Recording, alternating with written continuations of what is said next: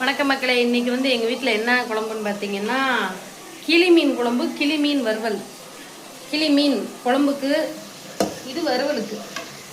இது என்ன கிளி மீன் நீங்கள் நினைக்கலாம். பார்த்தீங்கன்னா தெரியுதா, பச்சையாக இருக்கா, பச்சை பச்சைன்னு இருக்கா. இதனால தாங்க இது பேர் கிளி மீன். உங்கள் ஊரில் இந்த மாதிரி மீன் இருந்தால் சொல்லுங்கள், குழம்பு வச்சுட்டு காட்டுறேன்.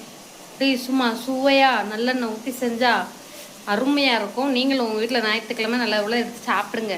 பிடிச்சிருந்தா லைக் பண்ணுங்கள், சப்ஸ்கிரைப் பண்ணுங்கள். பாய்.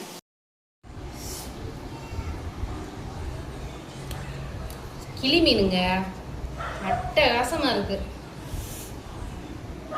மீன் குழம்பும் அறுப்பு தான், வறுத்த மீன் அதை விடங்க. இது அடிச்சுக்க எந்த மீனும் இல்லைங்க.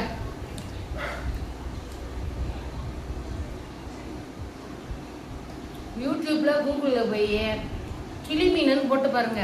இங்கிலீஷ்ல பேரட் ஃபிஷ்ன்னு போடுங்க. நல்லெண்ணெய் ஊற்றி சாப்பிட்டா, சமைக்கிறத நல்லெண்ணெய் ஊற்றி தான் சமைக்கணும். சின்ன வெங்காயம் அப்படி தள்ள தள்ளன்னு குழம்பு வச்சா தண்ணி ஊற்றக்கூடாது.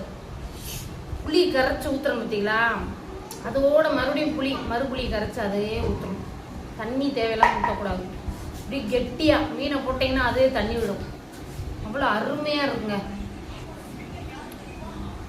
அட்டகாசமாக இருக்குது. நீங்களும் வாங்கி சாப்பிட்டு பாருங்கள். சாப்பிட்டு பார்த்து எப்படி இருந்துச்சுன்னு கமெண்ட்டில் சொல்லுங்கள். பாய்.